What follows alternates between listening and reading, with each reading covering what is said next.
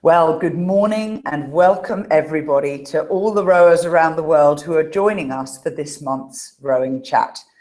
I'm Rebecca Carrow and I work for Row Perfect. And this month I'm joined by Marlene Royal. Marlene, welcome to Rowing Chat. Thank you. So tell the listeners a little bit about yourself and your background in the sport of rowing. All right.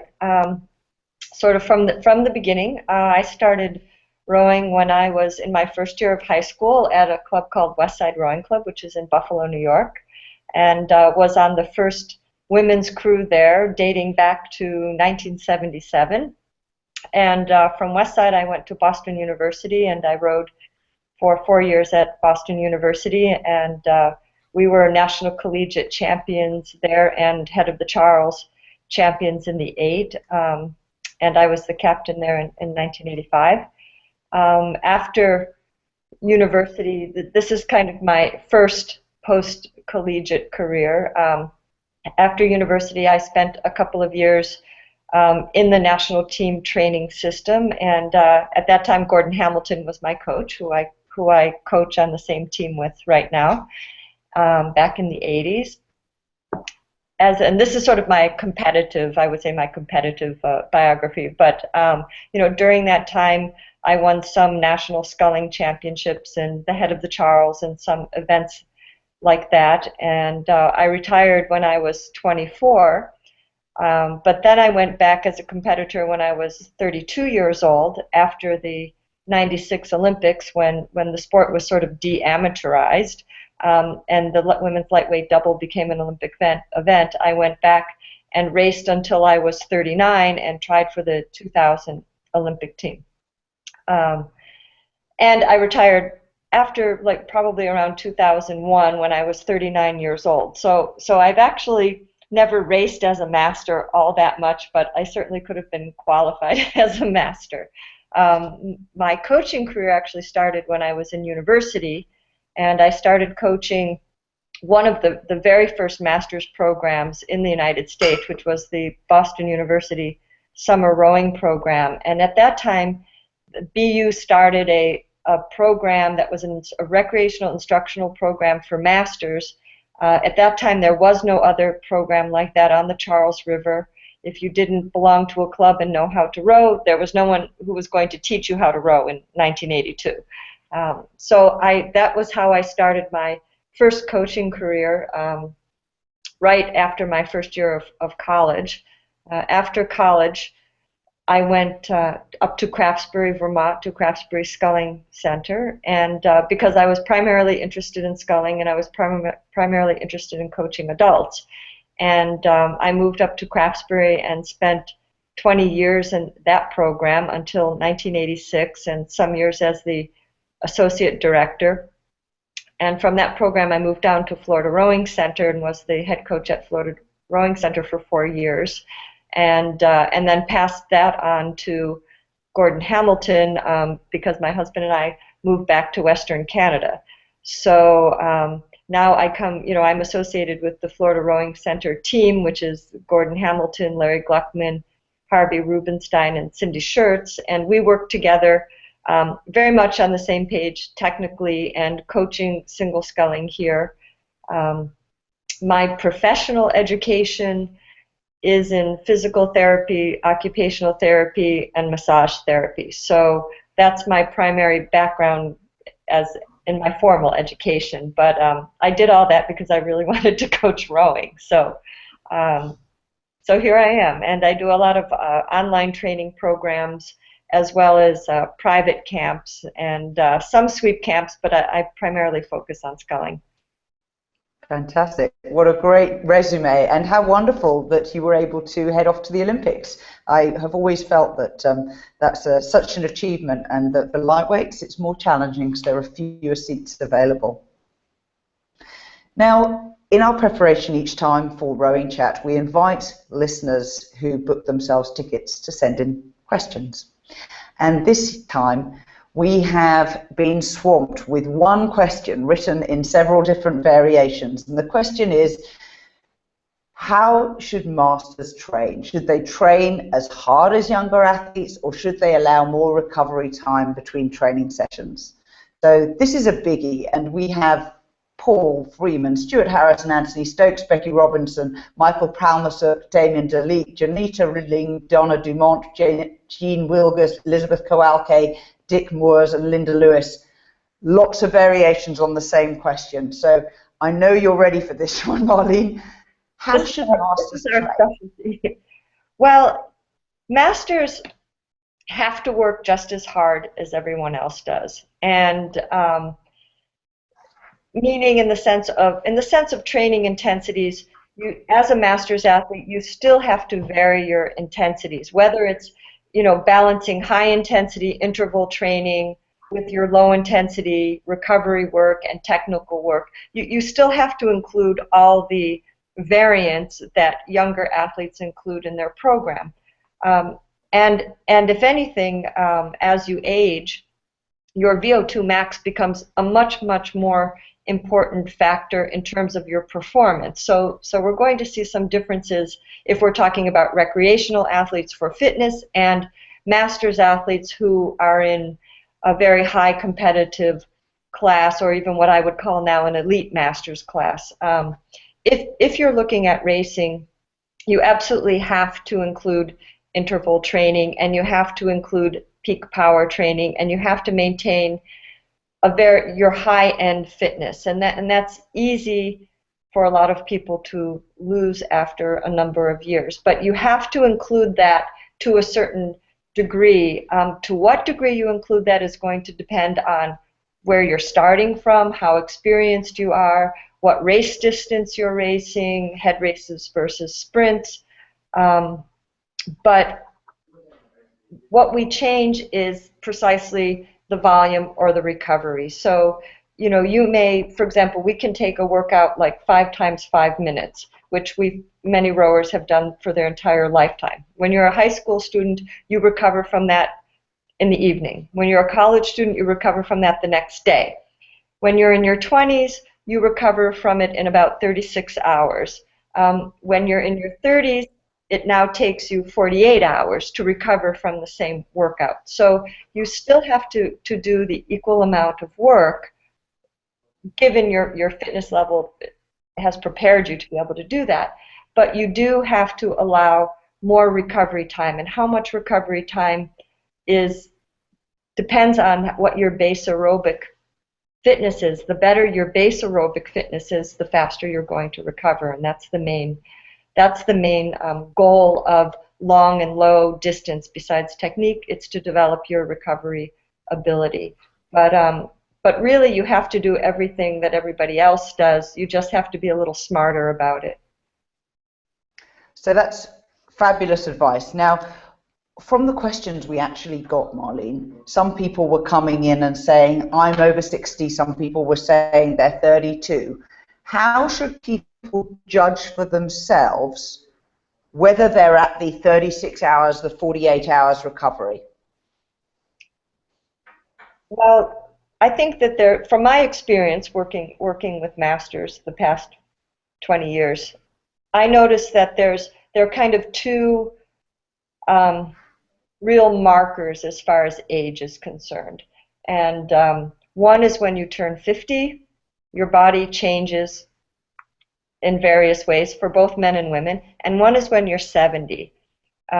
What I'm seeing is that when people turn 50, they start to notice definite differences in their recovery abilities, though their performance level might stay the same actually as when they're in their 40.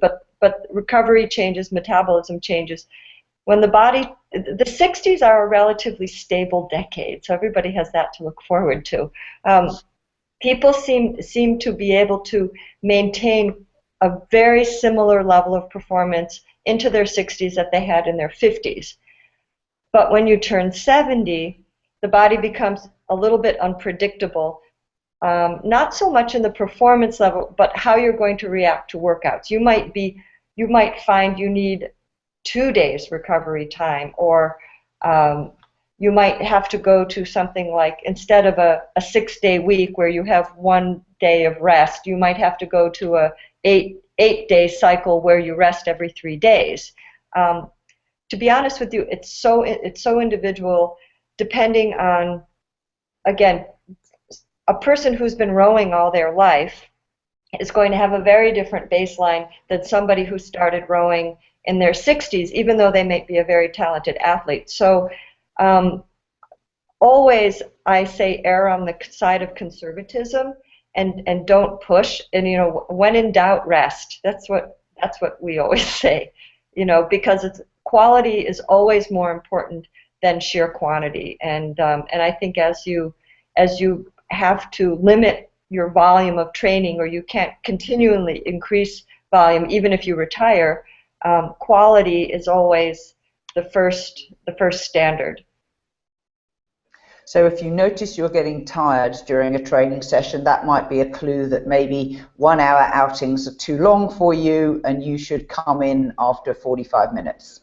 Yes, I would say. I mean, there's no sense to go out and row badly. I think the technical aspect should really be stressed, especially, I think, with everybody, but especially with masters, because as you get older, you can't continually up your volume and up your training intensity. What you have to do is, if you can maintain, or little by little, your performance will decrease to some percentage over the years, but you can very much slow that down.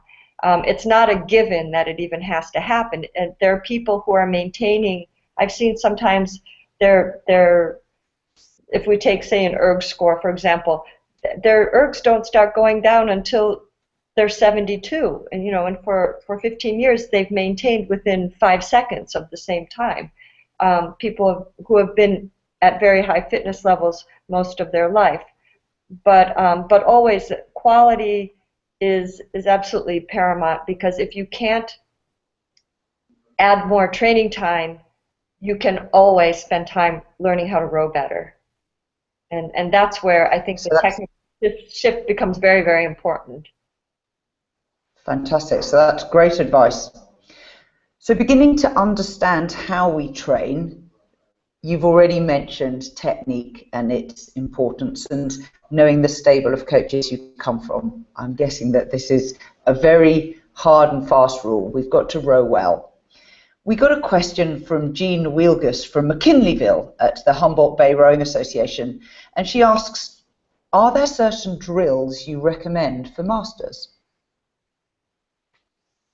They're probably the same drills that we would recommend for everyone, but if we were going to zero in on masters, the things that I think we observe as being areas that almost, I won't say 100% of the time, but I'll say 98.5% of the time, an area that needs attention is setting the body angle properly before, in the first part of the recovery, before the wheels start to move, the seat starts to move. So pause drills, arms and body away, which you still have what Larry calls a dead slide. Your wheels haven't moved yet, but you have to make this a very complete transfer of the arms away and the weight shift out of bow and hinging from the hip, not flexing through the spine, to set the body angle, because that's your key position.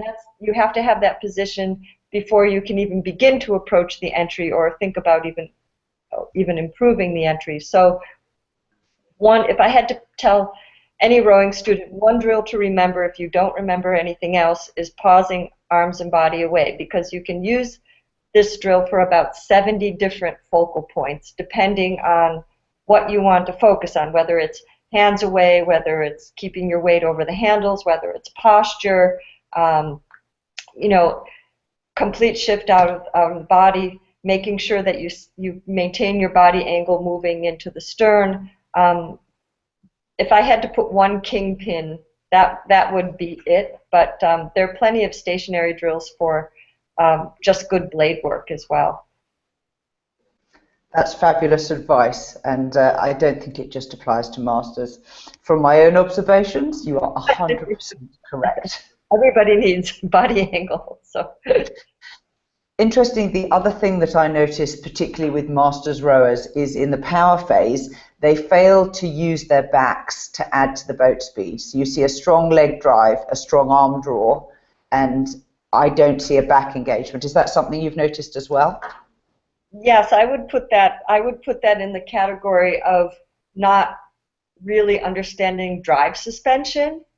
And often, and we'll see this kind of one of the things, we see people who come from all different areas of rowing, all different programs, and one of our latest topics of conversation was that many people really don't understand what drive suspension is, and the whole dynamic of moving the boat with your mass and with your weight versus pulling.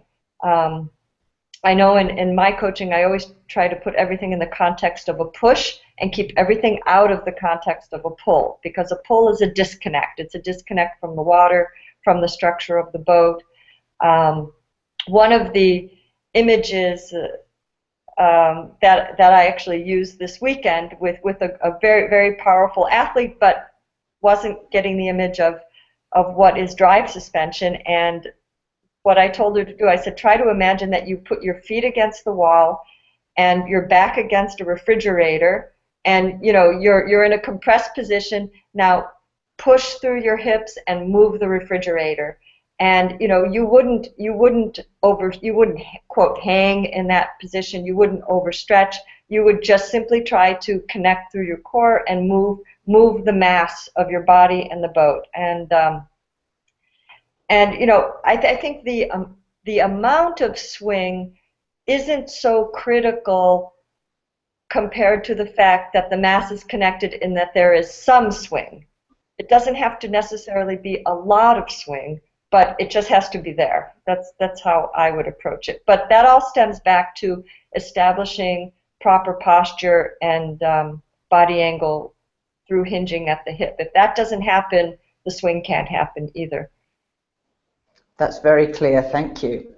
Now, Elizabeth Kowalki, who I must say is probably one of our most loyal listeners from Rochester, New York, and the Pittsford crew, has asked, how do you motivate masters to achieve technique change? There's a resistance to change for all of us, but it seems to be more pronounced with masters. Are they just set in their ways, or do they just want attention? What is it?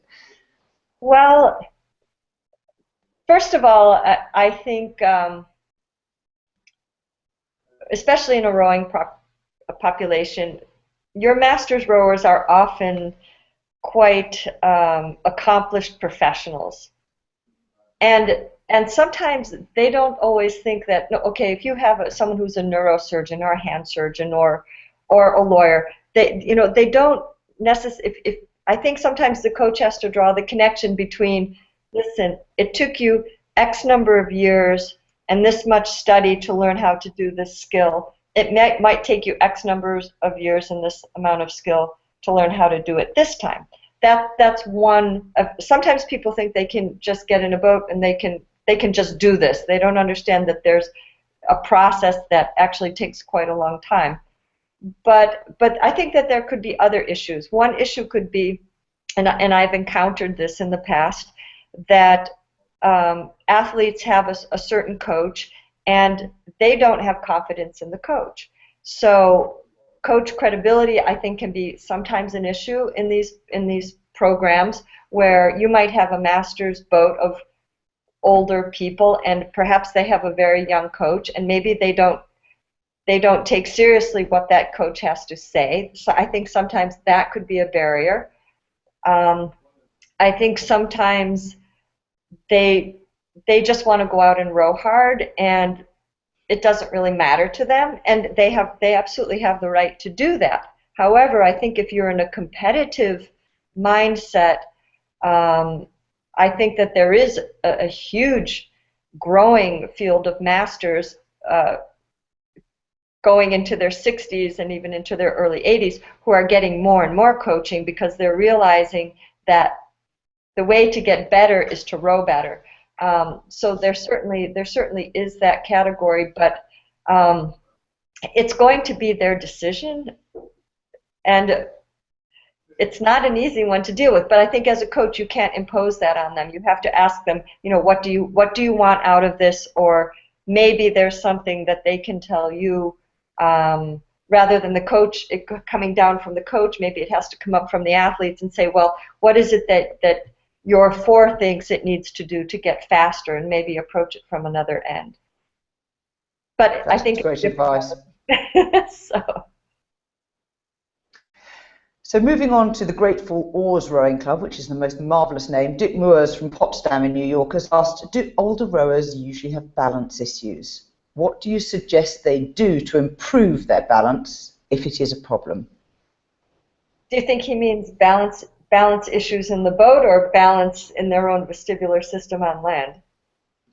I would start with balance in the boat.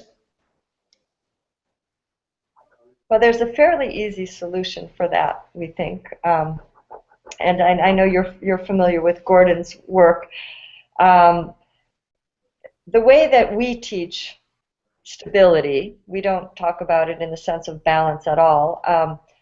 Only because, in my mind, and I would say in our coaching conglomeration, in our mind, balance is a very narrow word. Balance puts you in a very narrow boat. And most of the time, if you're in that narrow boat, you don't stand a chance to balance it or keep your blades off the water. In terms of stability, stability comes from working into the rigger, meaning into the pin of the oarlock. And there was a person this weekend who said, well, where's the pin? And the pin is at the end of the rigger, and the oarlock is swiveling around the pin. That pin is your main connection to transmit power through your oar to the water.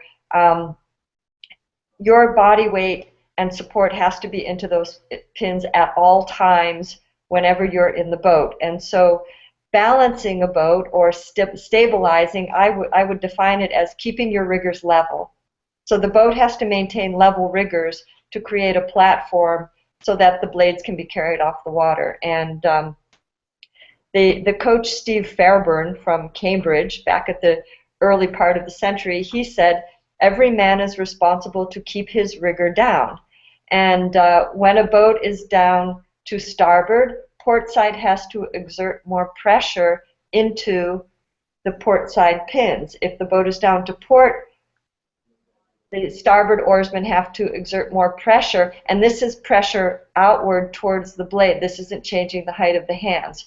And just if you sit in a single and you just change the dynamic between pressing more through one elbow versus the other elbow, your boat's going to change set. So equalizing that pressure will stabilize the boat. So you have to think wide and try to create a structure that you're tied into the boat. And the pins, when we talk about the work and I talk about the boat, I'm usually talking about the pins and knowing where they are at all times.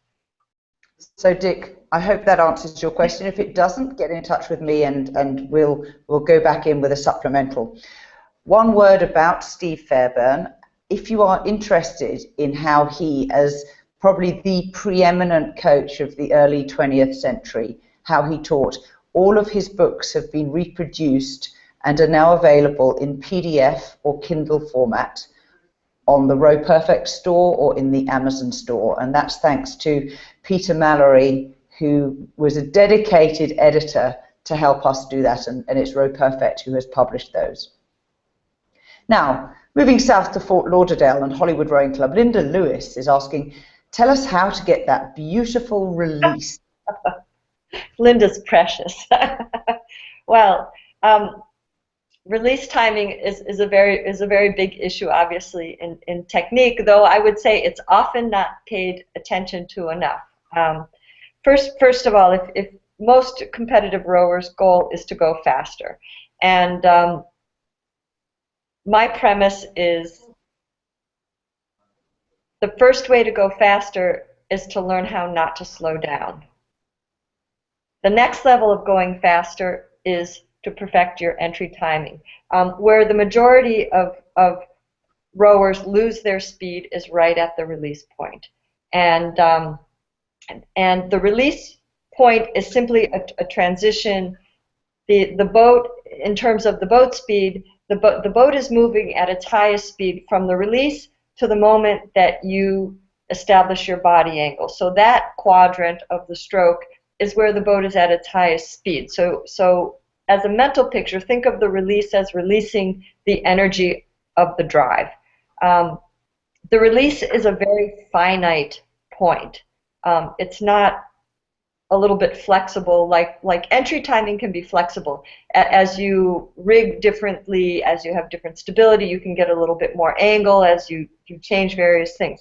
The release has a point where the oar must come out of the water. There's a definite point when the oar stops propelling the boat and starts to drag with the hull. And that happens at about 30 degrees, and you don't really have to remember this, but it coincides absolutely with the completion of the leg drive.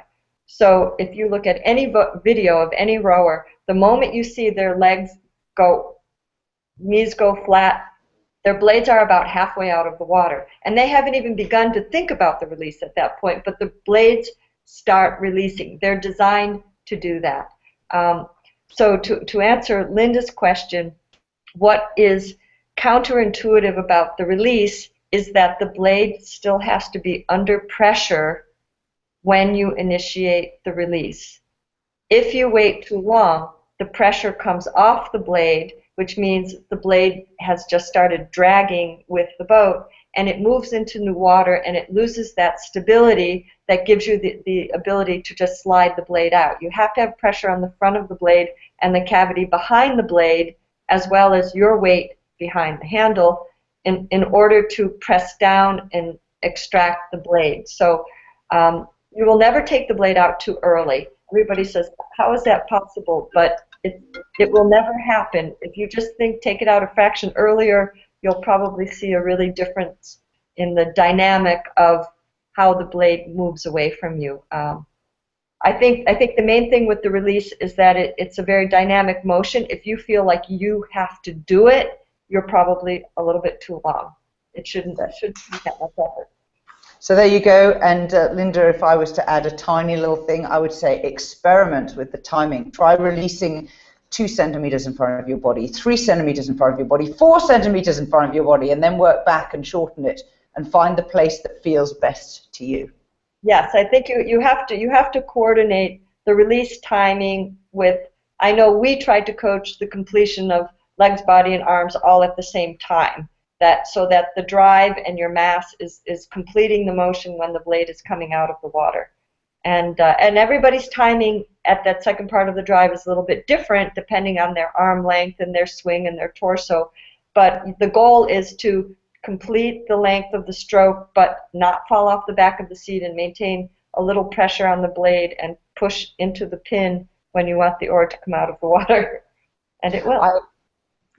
I think next time we do this, Marlene, what we're going to do is we're going to have you sitting on an Ergo so that you can demonstrate all these wonderful things. I'm watching you moving. And I know. I'm always putting my hands in and out of the water. But let's do it in a boat. We can do it in a boat. That'd be cute. We can do that. So next question comes from La Baie Verte Rowing Club, which is Paula from Green Bay, Wisconsin, and she says there seems to be a resurgence of a more rounded back in rowing. Why? And are there pros and cons? Well, I've conferred with my team of coaches here. We don't have a good answer for it. I'll be quite honest for it, and it's absolutely not a technique that we advocate. We definitely advocate much more of freely erect posture, elongated spine, protecting the spine, and transferring the power through your hips. Yes, we're seeing a lot of bad posture in life, not just rowing. I mean, we're seeing it in the car. We're seeing it people walking down the street on their iPhones. People don't stand up straight anymore. They don't sit up. They don't. And I don't mean straight in a stiff sense, but just in a supported by your skeleton. And Zeno Mueller talks about this a lot in your rowing chat, is, your skeleton must support your weight, and you have to transmit the weight through your hips. This is absolutely, just like in weightlifting, this is absolutely tied to your posture. And as an aging athlete, I think you have to be really, really diligent about this. You have to create a frame. You have to have if you row with good posture, there's absolutely no reason you should have any back trouble. There's I no love reason, absolutely no reason for it. So I don't advocate the relaxed back, and just because they do it, it's good enough for us. From a physical therapy point of view, from a rowing point of view, that's the first thing that we go after. It's just, let's learn how to establish our posture correctly and maintain that. And that has a lot of other dynamics in the boat, including keeping your weight over your handles, keeping your weight into the pin, effective entry timing. All of these things connect to proper posture. So I wish I could answer why. I don't know. But you know, there are a handful of elite scullers out there who are still rowing with really nice posture. Totally agree. Excellent. So that's a good answer. We're just going to take a break and take a message from our sponsors. In your workplace, you get training and professional development, but at the rowing club, this often does not happen. Row Perfect offers advisory services for club rowing coaches through our sponsored clubs program. It's free to join and is designed to help busy club committees support their coaches and invest in training. This month, we are sending training articles to sponsored clubs, including the Definitive Guide to Seat Racing and another called 5 Exercises to Make You a Better Rower. In addition, there's a gift worth £45 of coaching ebooks and a technique DVD as a joining gift for new clubs who join the program. Every club member in a sponsored club also gets a discount off all the products in the Row Perfect shop. So what are you waiting for? Go to rowperfect.co.uk and search for Rowing Club Sponsorship Offer and get the full details. Help your coaches get the professional development they deserve by joining the Row Perfect Sponsors Clubs program today. And I will say it's not just for coaches. We know from people like you who are listening to this that there are lots of athletes who want training and development as well and want their questions answered. Now, I'm back with Marlene Royal on Rowing Chat, and we're going to move on to a question from Franz Kopp from Rowing Club of Woodland. And he says, in Gordon Hamilton's book, Sculling in a Nutshell, he says the entry of the blades, you should still be moving toward the stern as the blades enter the water. And he said, I can't get that to work. It's very unstable. Have you got some advice? Of course. Well, first of all, that's a very good question. In our stroke, there are no fuzzy spots. In the stroke, everything has a sequence, everything happens in a defined order. And the first step to rowing better is for the athlete is making sure that they sort out what happens when and at what point in the stroke. Now, going to the entry, and you were probably coached this on your second day of rowing, that the entry is the final part or the final action of the recovery. So that's true, and that's what we want to support, and that's what's happening. But oftentimes, if the wheels stop, that means the hands stop, that means you're no longer on the recovery, and then the blade goes in the water, that's going to be a big disconnect in timing and stability. So what Gordon is writing about and how we approach the entry is the last motion on the recovery. So what that means and what we look for is that your wheels must be turning. They might not be turning quickly. They might be turning really slowly because the boat is at its slowest speed during the stroke cycle at the entry. It's giving you all opportunity in the world to make that entry. But you must be on the recovery, which means your wheels must be moving and your hands must continue to rotate around the pin. And the wheels and the handles, so as you're taking the entry, your hands are still slowly but slightly, they're still moving outside of the boat. They have to continue the semicircle around the pin, which is what keeps the pressure against the pin. When you're in a sweep boat, you're at sort of full pivot around the pin. In a sculling boat, your hands are at its widest breadth, but you must stay on the semicircle, and you must maintain your posture, because if your posture, your chest isn't up, you fall away from your pin. The boat's going the direction you're not looking, so you have to think in the direction of the boat. But as your hands are separating, you have to maintain the pressure towards the pin in the direction of the boat, which means your weight has to be supported into the pins. The pins are there to support your body weight, so you have to be on the recovery. And so just first step of this is just to visualize that. The second step is to understand that once I would define the entry, the initiation is when the blade just breaks the surface of the water. Okay, then there's the process of the blade getting covered.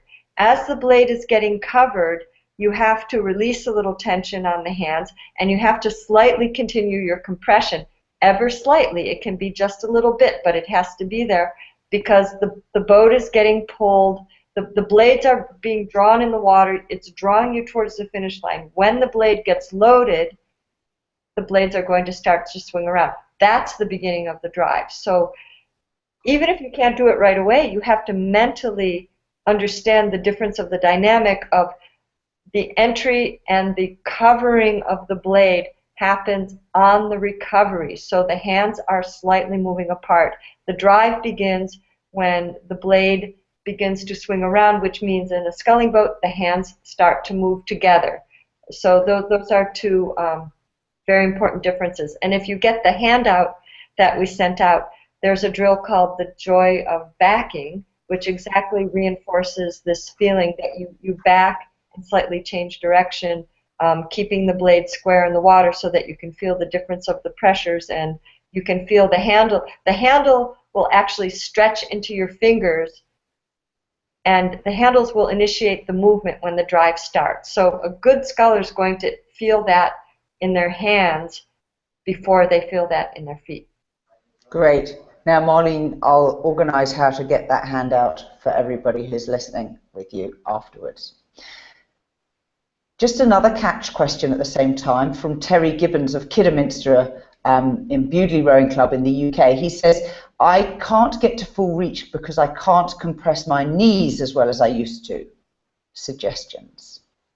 Yeah, and this is for masters athletes. This is a very common issue. Particularly, I mean, there are people who have knee replacements or knee injuries, and they may get back to a full 90 degrees or 110 degrees flexion, but they might not.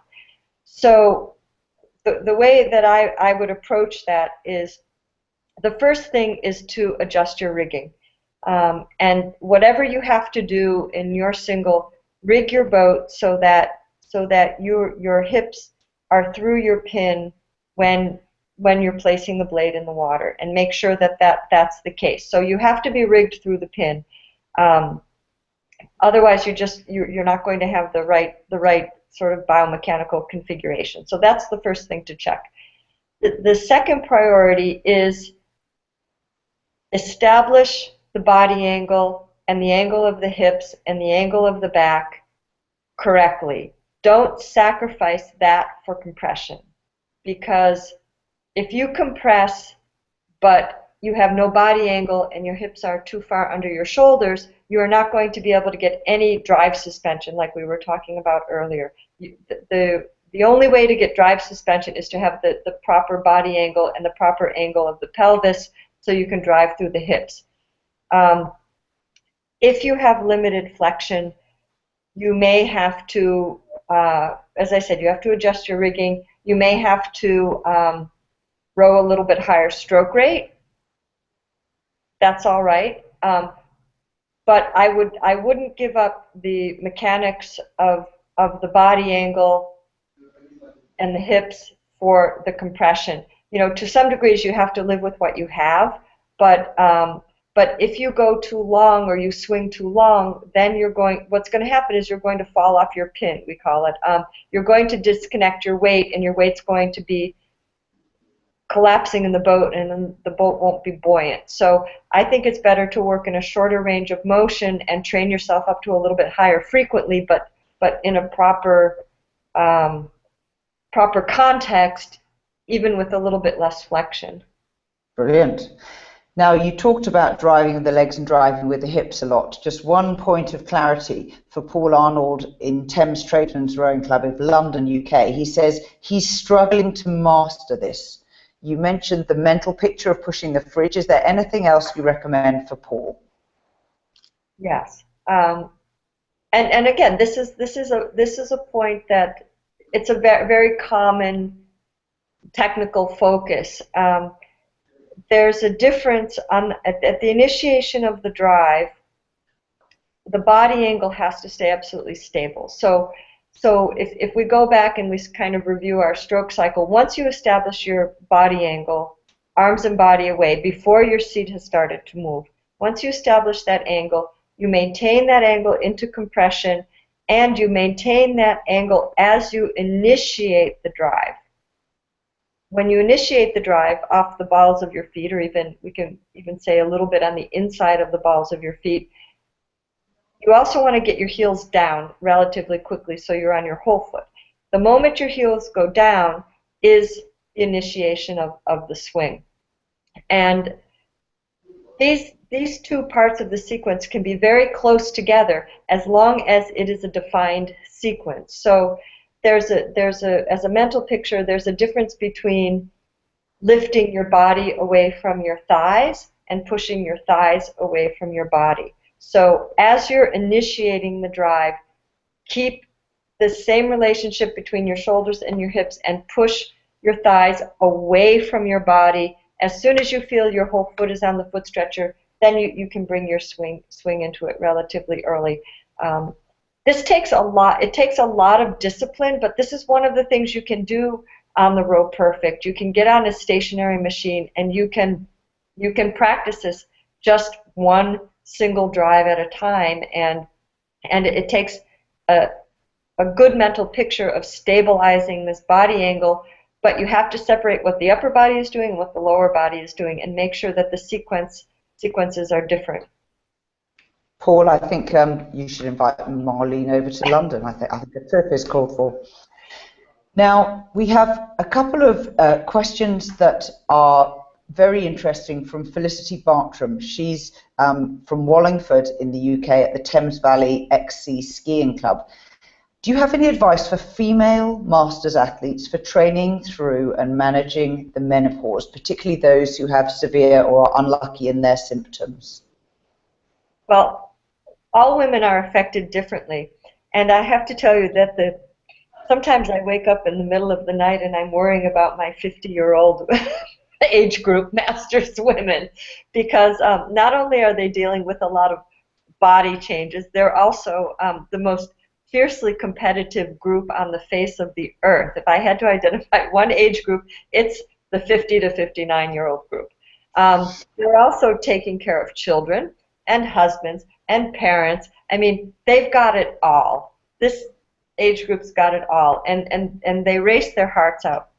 But yes, women are affected very, very differently. Some women have hardly any problems. Some women have enormous disturbances to their just daily life. Things that are particularly affected is sleep, and obviously it's hard to train well when your sleep is interrupted, and that absolutely happens to a lot of people. So I really encourage the women in that age group to take a lot of cat naps, even if that means sitting in a chair, closing your eyes, counting to 20, and then counting to 20 backwards. That can be enough to even kind of like reset yourself during the day. Getting enough rest. I mean, there are just going to be days, if you just don't feel that you're very well balanced, there are just going to be days when it's better to back off and rest and catch up on your sleep. Again, go back to quality versus, oh my God, I've got to fit everything in. You don't have to fit everything in. You have to fit in your priority sessions, but you have to be rested for them in order for them to work the way you want them to work. So I would put a very high priority on nutrition. There are definitely types of herbal supplements that, for someone who doesn't have a lot of interruption to their daily life, can help quite a bit. A lot of women just tough it out. You know, I mean, women with hot flashes in the middle of an erg test isn't very comfortable, but they do it. You know, they just do it. It's not going to hurt you. I think that's the important thing, is that if you push through some of these uncomfortable symptoms, besides fatigue, nothing really bad is going to happen to you. You know, I think on the contrary, the more that you train, and especially your aerobic exercise, I think it'll really help you feel better. Because I think that's a very stabilizing, balancing factor to the body. But, you know, just recognize that some days you're going to have to back off and rest. And that's okay. You can do that. Good. Which, of course, circles nicely back to our earlier discussion about intensities and frequency of training. Absolutely, absolutely. Now, we have a question about club management and club organization, which resonates for me and my personal situation. Linda Hay from Newport Aquatic Center at Tustin, California says, we row mixed level team boats 90% of the time. The group base level's improving, but the advanced rowers don't see much progress, and they don't have much of a chance to train at higher rates and longer distances. She says, we haven't got enough numbers in the group to split the competitive and the recreational rowers. Have you got any recommendations about how to satisfy the aims and goals of these two different objective groups?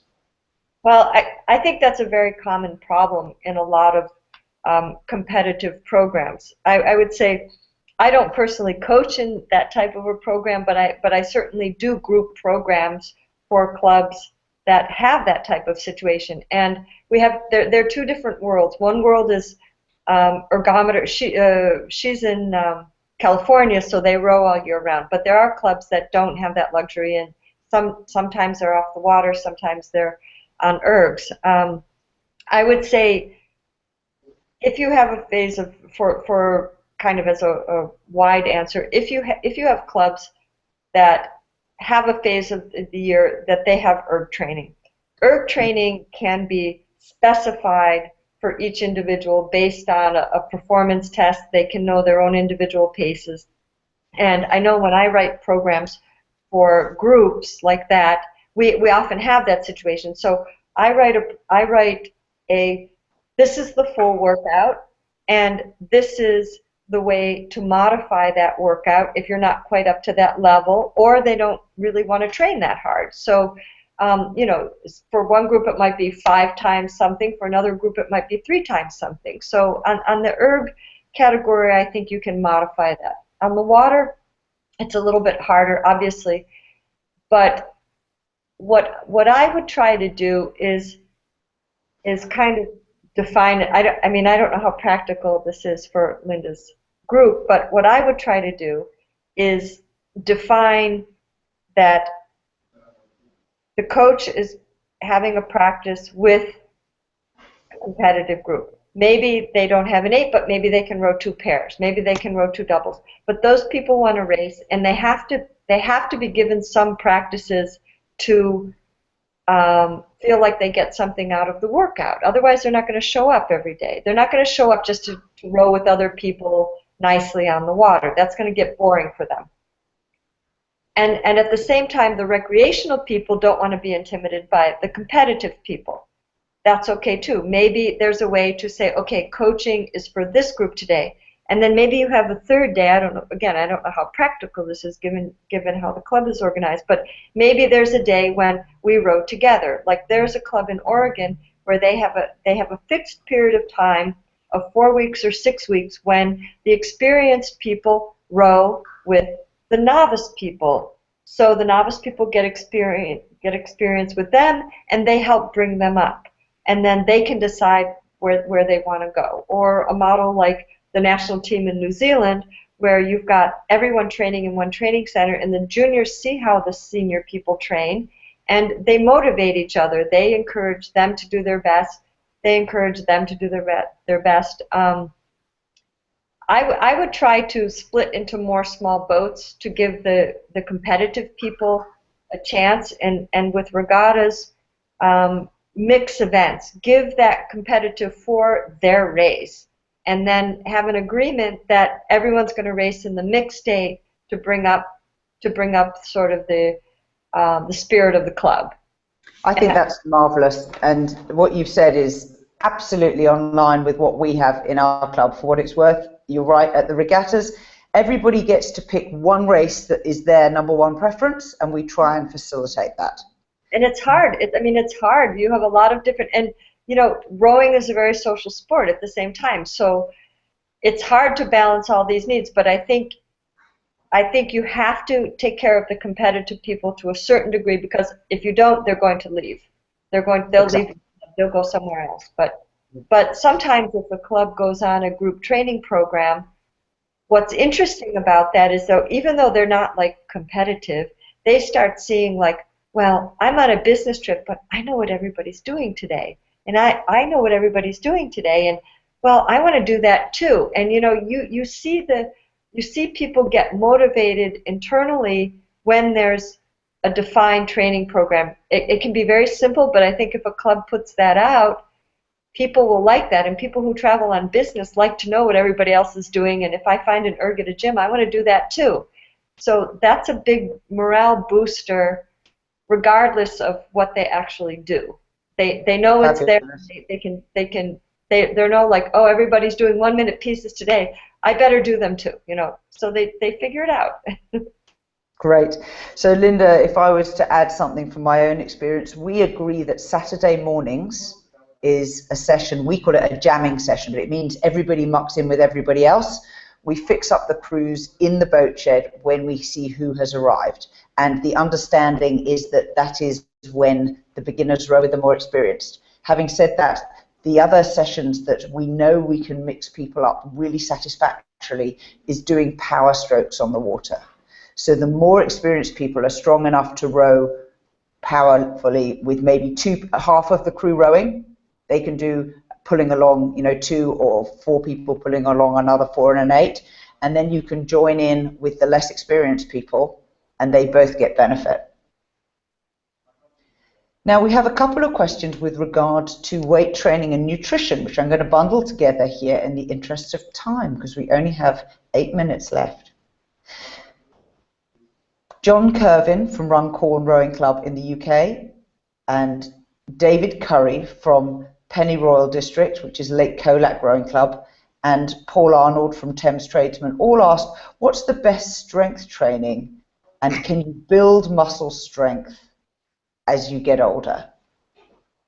My first reply is, you can improve your strength at any age. There are absolutely no barrier. The only barrier to this is mental. There are no physical barriers to continually developing your muscle structure and physiological structure, in my opinion, and given everything that I've read. I'm going to put a disclaimer out there that as a master's coach, I'm really 50-50 on it. I know like the whole world out there is saying masters have to do lots of weight training and they have to be in the gym and this and this and this. I know all this. However, from my observational study, it doesn't prove to be true. And as a very short example, I have 2 master scullers. They're both 70 years old. They're at the top of their class in both sprint racing and head of the Charles. And one religiously does weights and the other one doesn't do weights at all. And they're the same speed. Absolutely, they're fierce rivals and great friends, but they're the same speed. And it's not the first time that I have ever seen this. And kind of the moral of the story is, I think personally, it's very individual in terms of how your body reacts as it ages.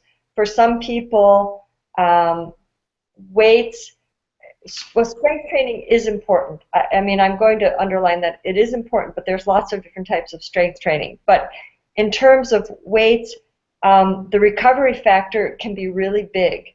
And if the recovery factor starts to interfere with what you're doing on the water, that's an issue for you. You may have that type of body weight, particularly some lightweight people who lift heavy. When they're in their late 60s and early 70s, they can't recover even 2 days later, so they have to wait 3 days before they can do a decent rowing session. That's simply not going to work.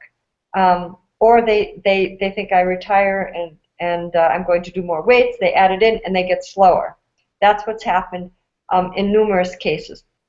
So a little bit it's individual. I just don't feel that you absolutely have to do it. I think your core strength absolutely has to be strong and developed. I think enough rowing, and you can do lots of strength things like rowing with the bungee cord. You can do peak power on the erg if weights don't agree with your body. If you like to do weights, and certainly a base level of strength is very good, you have to be very careful as an older athlete. You need perfect technique. You don't have to spend that much time. I think 30 minutes 2 times a week. If you have 3 or 4, like Will Ruth's book, I think is excellent. Is an excellent guide for strength training. You need to do it to prevent injury, and you need to do it to try to work from the top down, that you make yourself stronger so that your max power on the water takes a little bit lesser percentage of your overall strength to maintain. I agree with Will Ruth. I think you should do short sets. I think you should focus on technique and large muscles, such as things like front squat, deadlift, overhead press, bench row. Keep it simple. Get your big muscle groups and really focus on your core strength training. But I think most people can benefit more from technique, to be honest with you, versus spending 3 hours in the gym. I think if they did that technical training, they would be farther ahead. But it is important to a degree, but I do think it's very individual, the reaction. Fabulous.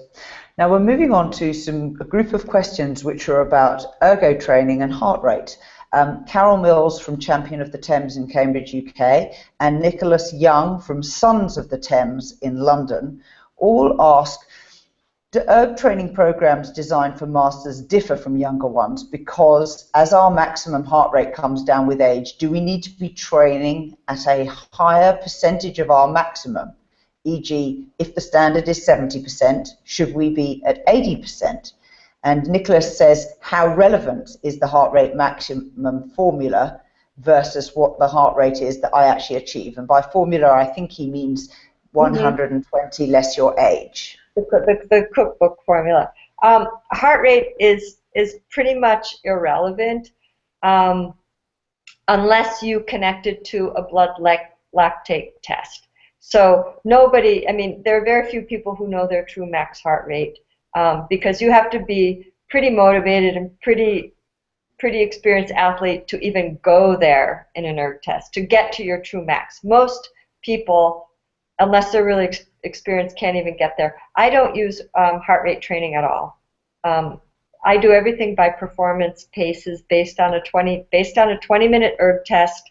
We defined your low intensities, your anaerobic threshold, and your interval categories based on your performance test. So as your performance and your average split improves, we improve the paces. Heart rate is good for monitoring recovery in the morning or between sessions, but in terms of intensity, it has so many variables that unless you connect it with what's happening at the level of lactate in your blood, it doesn't really mean anything. So I do testing. Now, we're coming to the end of Rowing Chat with Marlene, and I'm really sorry about that because we've had just such a marvellous time, and I still have a wealth of questions that I would love to ask you. Please let the listeners know where they can connect with you, Marlene. My website is royalrow.com, and it's spelled like my last name. It's ROYLEROW at row.com. But my email is ROYLEROW, Royal Row, at AOL.com or gmail.com. Either one works. And I'd be very happy to hear from people. I'd be happy to answer any questions. Thank you very much. Now, Marlene has donated a free copy of her book to the Row Perfect newsletter subscriber free prize draw. And if you are subscribed to the newsletter, you are in the draw, and at the end of January, we will pull a name out of the hat, and they will be getting the book. Now, we welcome comments and suggestions for new episodes of Rowing Chat, or if you've got any further questions, get in touch with us at info@rowperfect.co.uk. You can get all the past episodes at rowperfect.co.uk/rowing-chat and follow us on Twitter, rowperfect, or Facebook. We are Row Perfect UK. If you subscribe to our feed in iTunes, SoundCloud, or on YouTube, just search for Rowing Chat.